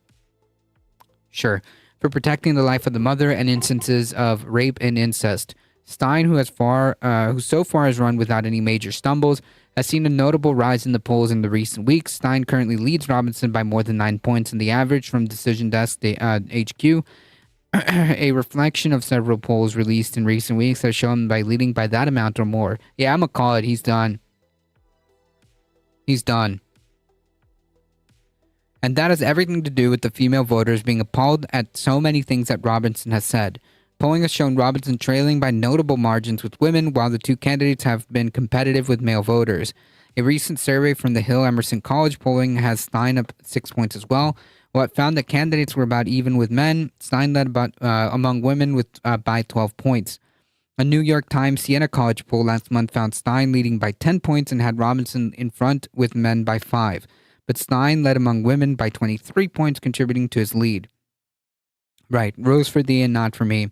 Despite the leads for Stein, both campaigns stress they expect a close race in November in what will be one of the most fiercely contested battlegrounds ahead of the election.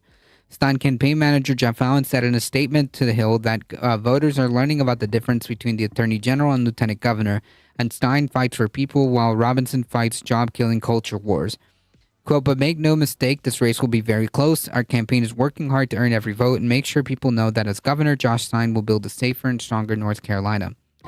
Robinson Communication Director Mike Lonergan told The Hill that despite Stein having a significant fundraising advantage, Robinson is closing the gap and pounding the pavement connecting with voters of all backgrounds around the state.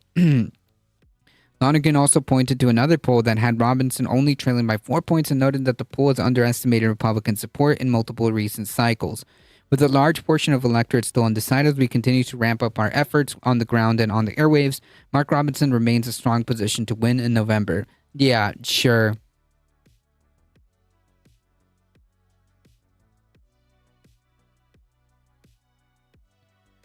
In 2020, polls show Cooper leading Republican Dan Forest by double digits. Republicans in the states have outperformed polls in the past.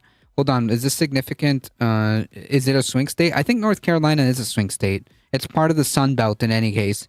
So it is.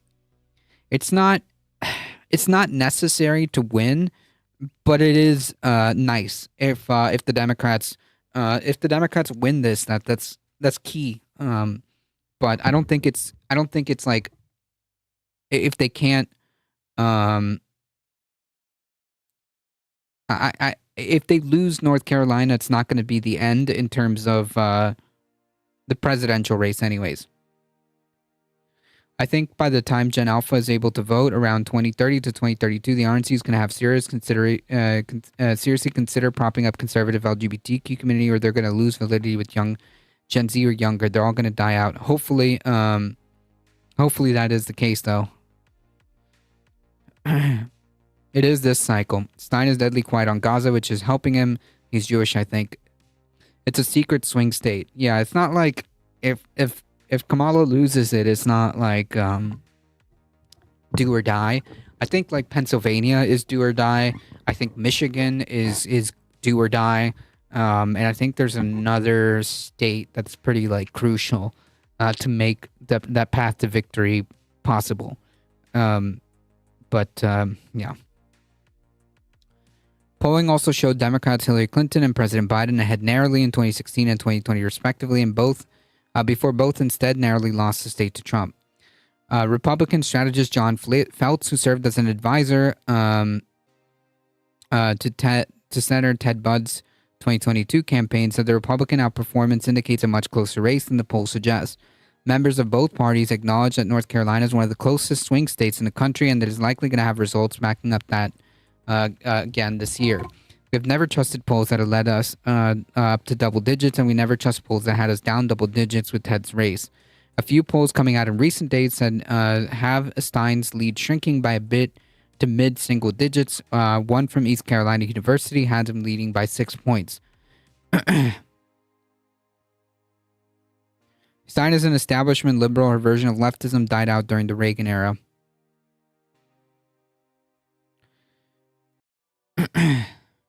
Michigan, Pennsylvania, and Wisconsin are the big ones. Yep. Those are okay. That's it. That's the three.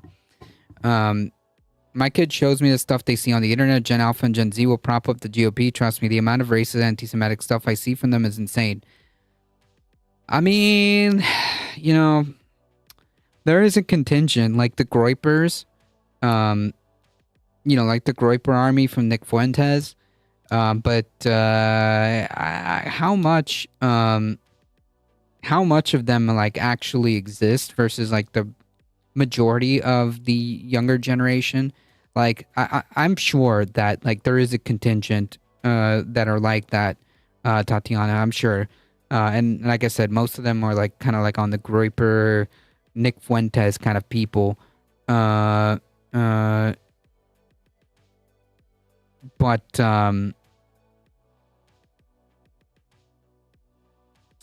I don't know if that's like the majority of that generation. You know what I mean? I think like I would say like the majority of the generation is all right. I think the kids are okay. Kyle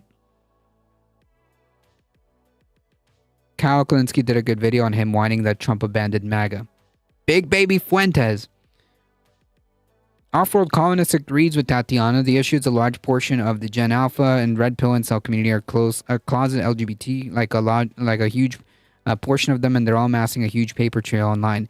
Yeah, but like, I mean, I think I'm not saying they don't exist. I'm not saying they don't exist. I just don't know like how big that group, that faction is. You know what I mean? Does that make sense? I don't know how big that faction is.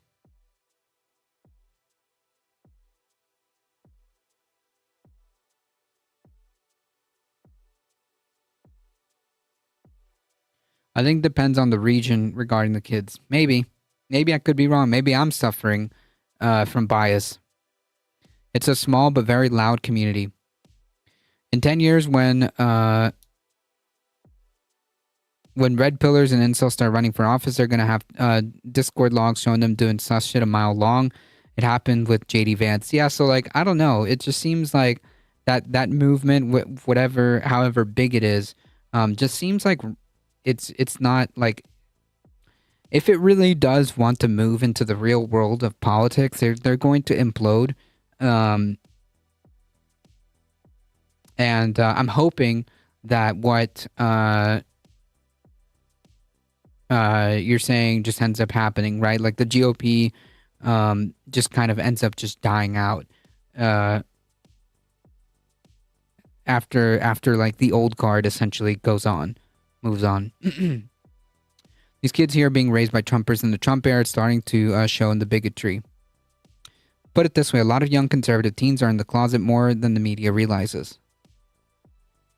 Yeah, I mean, like Mike Figueroa has made comments like, you know, it's not that it's always the case, but like, if you're like a really like far right conservative that hyper fixates on queer people, then like that's kind of a red flag, is how he put it.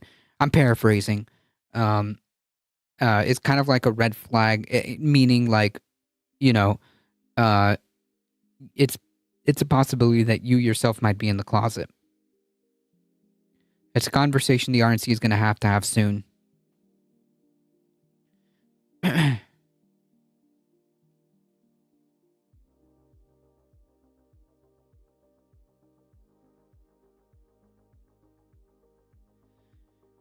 Quote, the fact is that they've not totally put away Mark Robinson yet. Same playbook they've tried with Ted Budd back in 2022. He said, adding that Republicans need to come home to Robinson soon, which he expects will happen. Polling has shown largely shown that Democrats standing more solidly behind Stein than Republicans are with Robinson. The numbers are fueling optimism among Democrats hopeful to keep the governor's mansion and flip the state to vote for a Democratic presidential campaign since 2008. The hyperfixation is a red flag. Yeah, that's kind of like, I'm paraphrasing, but that's kind of what Mike Figueroa was kind of alluding to. It sounds like rank and file Republicans to me. There's a lot of adult conservatives that are in the closet. I don't doubt it. Amy Steele, a former Democratic North Carolina State House candidate who runs the New North Carolina Project, an organization seeking to drive black and brown voter turnout, said Stein has been focusing on touting his record on maintaining order and increasing the testing of rape kits. But what I do think is that when we inflate polls or look at polls, we can get a false impression that everything's okay. And we don't need to take that approach at all. We still have a lot on the line. Gabe Esparza, former Democratic candidate for North Carolina Treasurer, argued Stein and Harris can help each other as they campaign over the next 2 months, noting Harris and members of the Biden administration have been regularly visiting the state. Polling has shown a close race between Harris and Trump in the weeks she joined the race and are currently tied in the decision desk polling average for the state.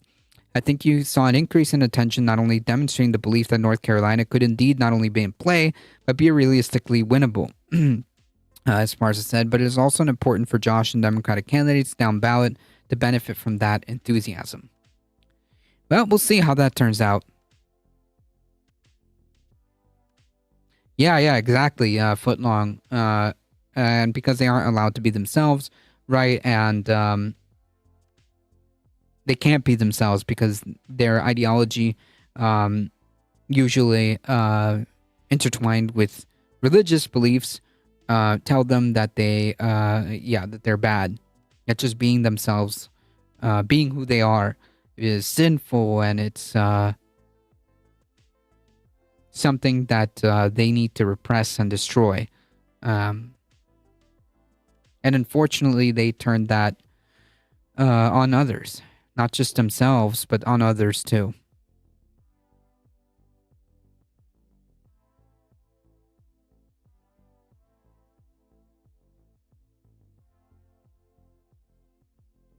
Historian who accurately predicted the 9 of last 10 presidential elections makes his 2024 pick. This honestly, this is just interesting for me, interesting tidbit. So we're going to go through this really quickly. I'm not helping the Democrats. We could have had a black female judge to pack the Supreme Court, but Biden didn't help her win.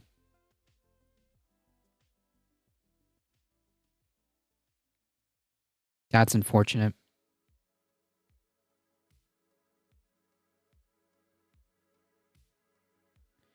Alan Lichtman, the historian who correctly predicted the outcome of 9 of 10 of the 10 most recent presidential elections, has made his guess on who will reclaim the White House this year.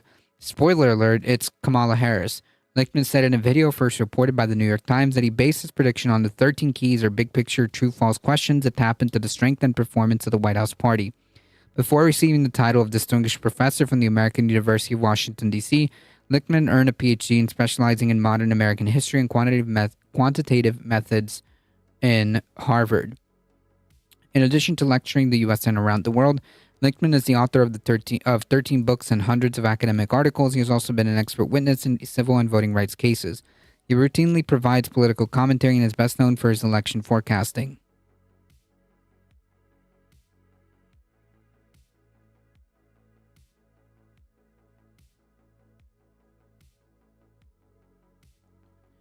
I was wrong in 2016 and in 2020. I don't know what to think now.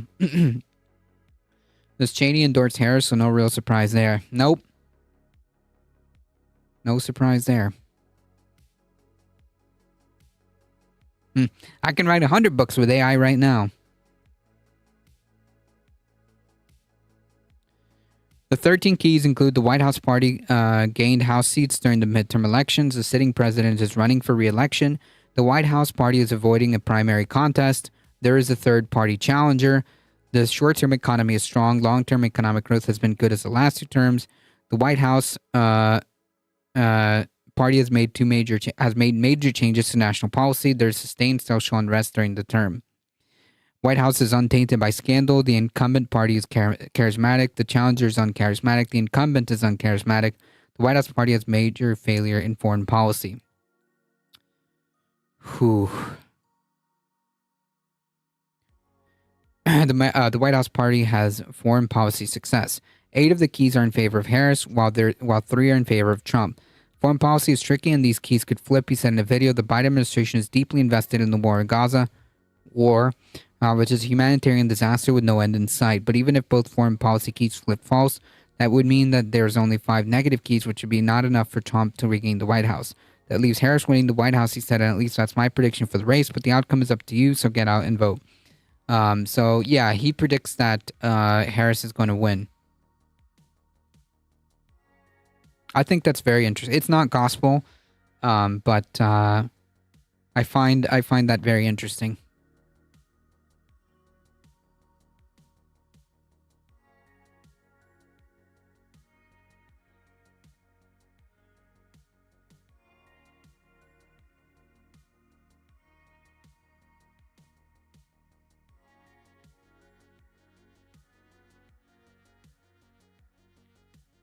I think she will too. I think she has a good chance. Statistically speaking, right now we're still in a coin flip. But I think that she has a good chance. I do.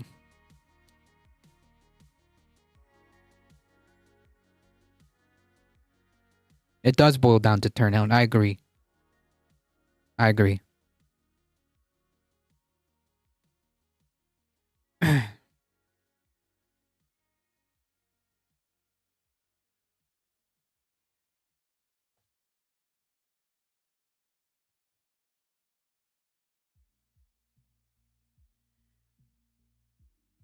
In surprising move, Hunter Biden says he wants to plead guilty to tax charges. So obviously, like this is not a relevant story, only so much as to like point out that like all this hubbub about Hunter Biden and how about like the Biden family is getting so much favor because of who he is. It just keeps like blowing back on this narrative that like somehow like there's some kind of like special treatment going on here, whereas there's political witch hunts against the Republicans. Like this kind of like tears down that whole idea, because it turns out that if you commit tax fraud or whatever, you're gonna find yourself in trouble. Corn Pop will pardon him.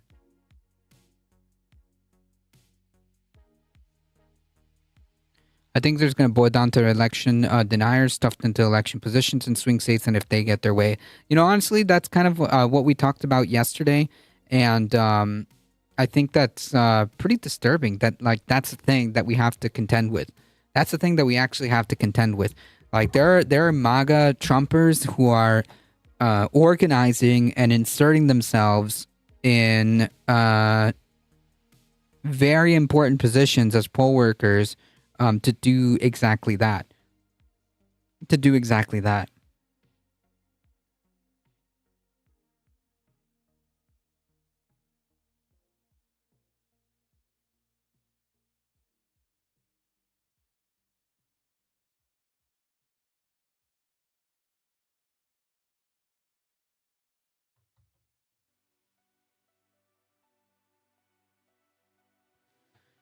We've got one more story, folks. Trump's lawyer and judge in federal election case clashed in the first hearing since immunity ruling.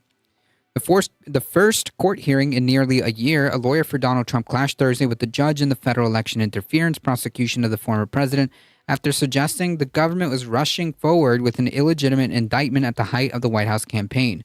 Prosecutors and defense lawyers are at odds over the next step of in the case after the Supreme Court narrowed the scope of the prosecution by ruling that former presidents are entitled to broad immunity from criminal charges. The dueling proposals and testy courtroom exchange reflect the extent to which the justice's July opinion has upended the path of the case that charges Trump with plotting to overturn the results of the 2020 election and the run-up to the Capitol insurrection. The fact that we're reading this is so freaking absurd. North Carolina just passed a law that lets Proud Boys watch me vote. So basically, off-world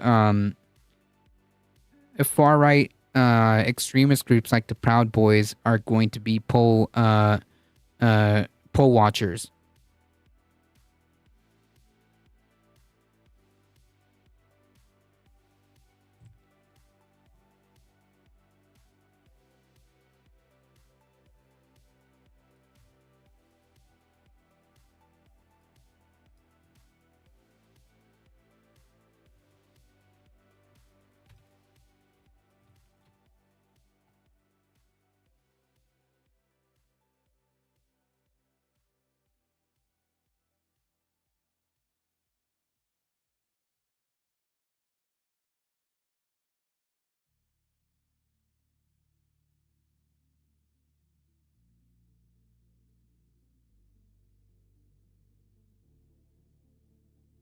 They are determined to bring back Jim Crow. Yeah.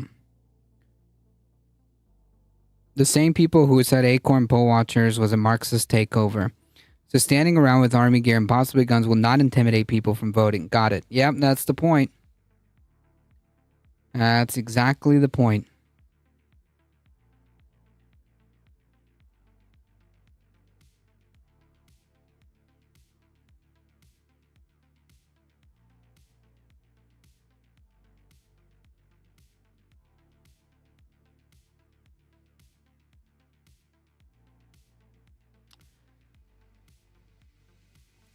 So yeah, it's absurd that we're actually reading this.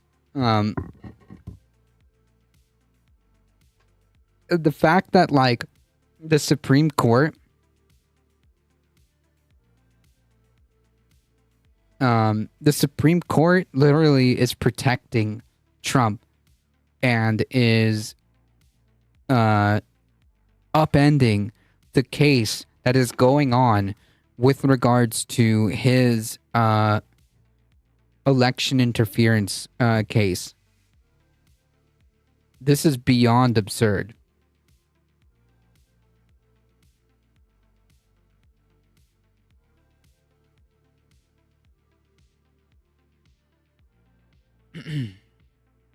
The timing is important as defense lawyers look to prevent prosecutors from airing in court papers over the next several weeks allegations from the case that should be unflattering to Trump as the Republican nominee pursues the presidency. Thomas Wyndham, a prosecutor working for special counsel Jack Smith, said the team was prepared to file within weeks a detailed legal brief defending a revised and stripped-down Trump indictment meant to comply with the Supreme Court's immunity opinion. Trump's lawyer, John Lauro, objected to the filing of the brief, while prosecutors say may include new information before the defense team has had a chance to seek the indictment's dismissal and during the sensitive time before the election. Quote, this process is inherently unfair, particularly during the sensitive time that we're in. That comment drew a rebuke from U.S. District Judge Tanya Chutkan, who said the timing of the election was not relevant to how the case should proceed. This court is not concerned with the electoral schedule, Chutkan said, and another point she suggested that the defense was trying to delay the case because of the forthcoming election, cautioning that's not going to be a factor I consider at all.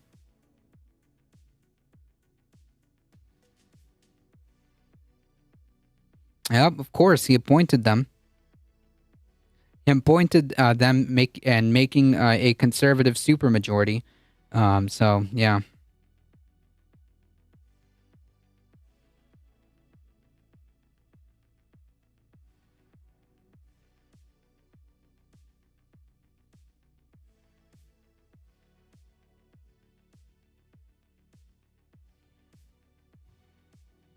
I personally know people who were flag waving Project 25 just a few months ago. Not say Project 2025 is a communist psyop. Amazing.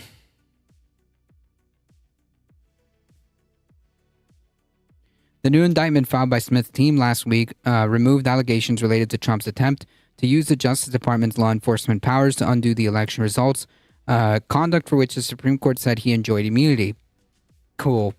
But the Trump team believes that the new indictment did not go far enough to comply with the 6-3 ruling, in part because it left intact allegations that Trump badgered his vice president, which he did, Mike Pence, to not accept the counting of the electoral votes.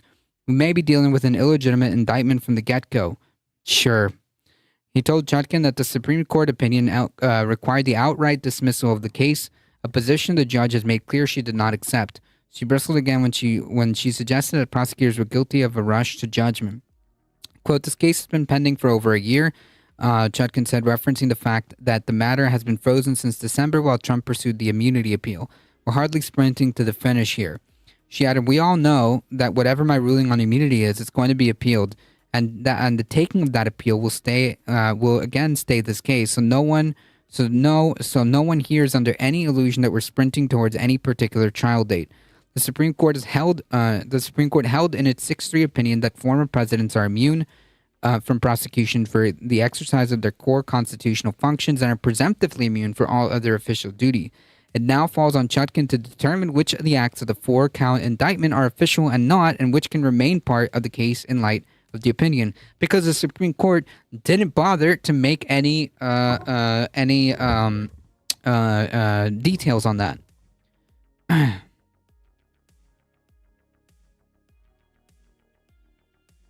Call me a pessimist, but I'll say this. Kamala or Trump are in for a rough 4 years. If Trump wins, well, we have Trump 2.0, which, yikes. If Kamala wins, then January 6th is going to look like a cakewalk, possibly. And, it's... I don't also have, the highest hopes, okay? Let's say Kamala Harris wins. That doesn't mean, crisis averted, right? Kamala Harris winning doesn't mean, that's it. It's not, But, anyways. Neither side envisions a trial happening before Election Day, especially given the amount of work ahead. There's no rushment to judgment here, Chutkan said, pushing back on the defense's team. Defense claimed that the special counsel wants to move too quickly, Windham noted that Trump's lawyer filed a lengthy brief seeking to overturn his New York hush money conviction and dismissed the case less than 2 weeks after the Supreme Court's ruling in July. The defense can move comprehensively quick and well, and so can we. Laurel told Chutkan that the case concerned momentous issues. We're talking about the presidency of the United States. He said, Chutkan shot back, I'm not talking about the presidency of the United States. I'm talking about the 4-count indictment. The hearing ended without the judge issuing an order about the future dates in the case. Trump was not in the courtroom and gave an economic speech in New York, though Smith was present. A not guilty plea was entered on his behalf for the revised indictment. Defense lawyers said that they would intend to file multiple motions to dismiss the case, including one that piggybacks off Florida judge's ruling that said Smith's appointment was unconstitutional. The case is one of 2 federal prosecutions against Trump. The other, charging him with illegally hoarding classified documents at Mar-a-Lago, was dismissed in July by the district judge Eileen Cannon, who was appointed by Trump, and said that Smith's appointment was unlawful. Smith's team has appealed that ruling. Trump's lawyers said they intend to ask Chutkan to dismiss the election case on the same grounds, though Chutkan noted in court Thursday that she did not find Cannon's opinion particularly persuasive. Well,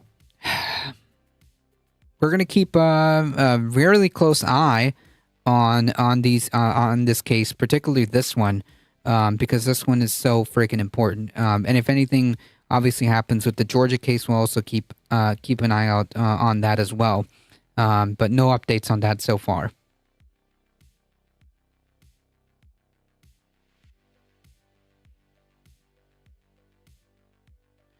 All right, folks.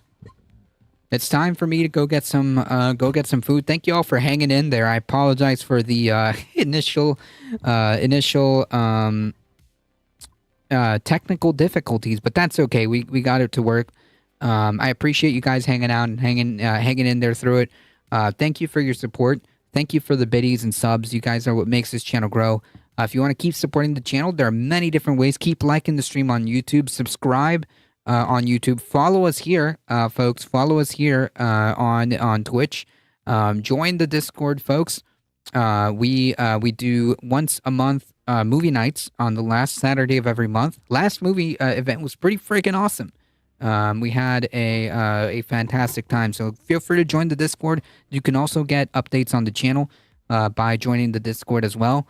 So I appreciate that. Consider checking out the merch store.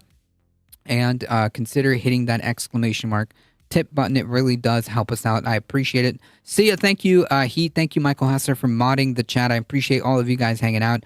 Thank you, Kamikazion. See you. Well, thank you, everybody, for stopping by. We'll be back on Monday, 5 p.m. Eastern time. As always, folks, please stay safe. Please take care of each other. I love you all, and I hope to see you guys in the next one. Monday, 5 p.m. Eastern time. Thank y'all. See ya.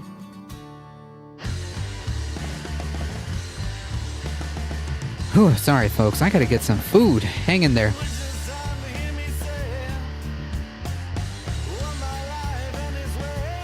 Hang tight.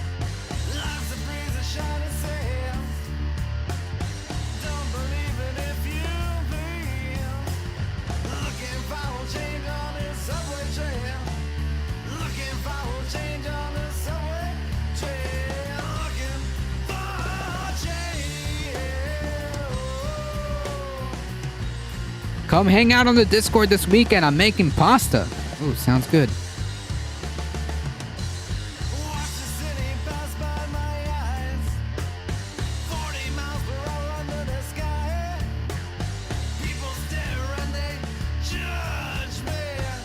All right, folks, we're heading out in 5, 4, 3, 2, 1. Bye-bye.